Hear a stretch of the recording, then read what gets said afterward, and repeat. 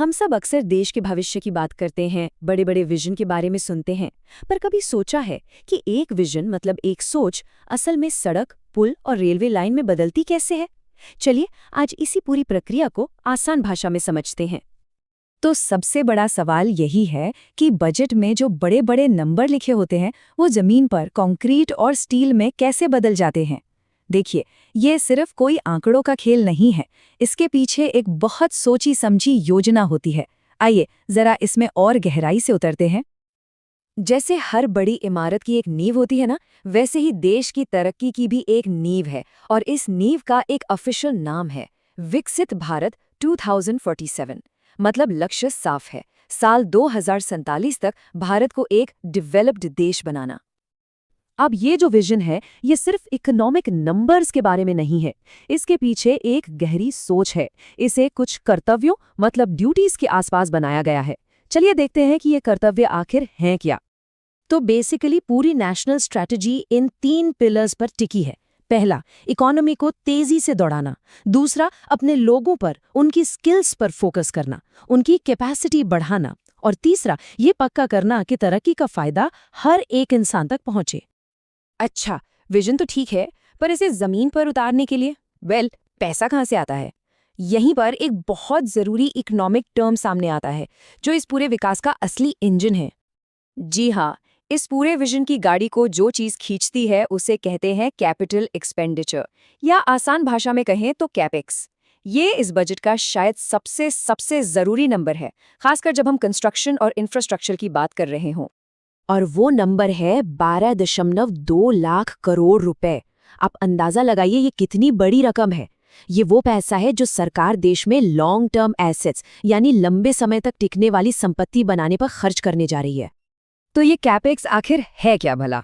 देखिए, सिंपल शब्दों में ये वो पैसा है जिसे सरकार हाईवे बनाने, पुल बनाने, डैम या नई रेलवे लाइनें बिछाने में लगाती है। मतलब ऐसी चीजें बनाने में जो आने वाले कई कई सालों तक देश के काम आएंगी। इसको समझने का सबसे अच्छा तरीका है इसे रेवेन्यू एक्सपेंडिचर से कंपेयर करना। देखिए, जब सरकार सैलरी या पेंशन देती है तो वो है रेवेन्यू एक्सपेंडिचर, मतलब रोजमर्रा के खर्चे। लेकिन जब वही सरकार एक नया हाईवे या एयरपोर्ट बनाती है तो वो होता है कैपेक्स। क्यों? क्योंकि इससे देश के लिए एक परमानेंट असेट बन रहा है। असल में भविष्य का निर्माण यही है। तो चलिए अब देखते हैं कि ये 12.2 लाख करोड़ रुपए की भारी भरकम रकम आखिर जा कहाँ रही है। असल में इसका सबसे बड़ा हिस्सा देश की कनेक्टिविटी की रीढ़ की हड्डी को मजबूत करने में लग रहा है। इस पैसे का जो लायंस शेयर है वो जा रहा है सड़कों और रेलवे में। करीब 3.10 लाख करोड़ रुपए सड़कों और हाईवे के लिए, और 2.80 लाख करोड़ रुपए रेलवे के लिए। यही दो वो सेक्टर हैं जो देश की कनेक्टिविटी की नींव हैं। और ये पैसा इन ठोस प्रोजेक्ट्स में बदल रहा है नए नए expressways, high speed rail corridor और अमृत भारत स्कीम के तहत स्टेशनों को मॉडर्न बनाना। एक इंटरेस्टिंग बात यह है कि अब फोकस सिर्फ नई सड़कें बनाने पर नहीं है, बल्कि पुरानी सड़कों के मेंटेनेंस पर भी है। साथ ही वाराणसी और पटना में नदियों के रास्ते ट्रेड को बढ़ावा देने के लिए भी नए प्रोजेक्ट्स शुरू हो रहे हैं। लेकिन रुकिए, इतना सब कुछ बनाने के लिए सिर्फ पैसा और प्लान ही तो काफी नहीं है ना? आपको सही टूल्स, सही मशीनें भी तो चाहिए। और अब फोकस इन मशीनों को देश में ही बनाने पर है। इसके लिए सरकार एक स्कीम इस्तेमाल कर रही है जिसका नाम है PLI, यानी प्रोडक्शन लिंक्ड इंसेंटिव स्कीम। फंडा बहुत सिंपल है। स्टेप 1, कंपनियां भारत में सामान बनाएं। स्टेप 2, एक तय सेल्स टारगेट को पार करें। और स्टेप 3, सरकार उन्हें इनाम के तौर पे कैश इंसेंटिव देगी। मतलब सीधा सा हिसाब है, जितना ज्यादा बनाओगे उतना इनाम मिलेगा। इससे देश में मैन्युफैक्चरिंग को बूस्ट मिलता है और हम दूसरे देशों पर कम निर्भर होते हैं। इसी सोच को एक कदम और आगे ले जाते हुए एक नई स्कीम भी शुरू की गई है, CIE स्कीम। इसका खास मकसद है टनल बोरिंग मशीन यानी TBMs जैसी भारी भरकम मशीनों को भारत में ही बनाना। ये वो मशीनें हैं जो मेट्रो और सुरंग बनाने के लिए बेहद जरूरी हैं और जिन्हें अभी तक हमें जर्मनी या चीन जैसे देशों से मंगवाना पड़ता था। अच्छा, बजट की बातचीत में कुछ शब्द बार बार आते हैं जो सुनने में थोड़े मुश्किल लग सकते हैं, तो चलिए जल्दी से कुछ की टर्म्स को डीकोड करते हैं। पहला है फिस्कल डेफिसिट। सुनने में भारी लगता है, पर मतलब सीधा है।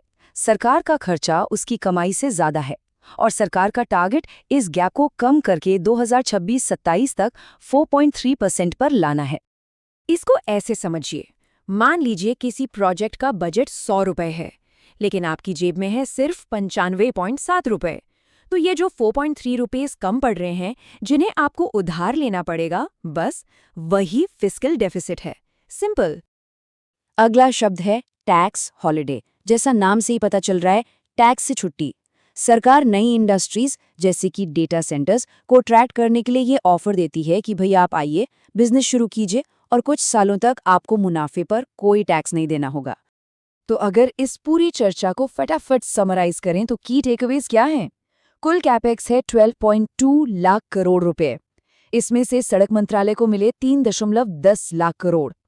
फिस्कल डेफिसिट का लक्ष्य है 4.3%, और TBM जैसी मशीनों के लिए एक नई CIS स्कीम भी आ गई है। तो प्लान तैयार है, पैसा भी एलोकेट हो चुका है, और विजन भी एकदम साफ है। लेकिन आप सोचने वाली बात यह है कि इस शानदार ब्लूप्रिंट को हकीकत में बदलने के रास्ते में सबसे बड़ी चुनौती क्या होगी?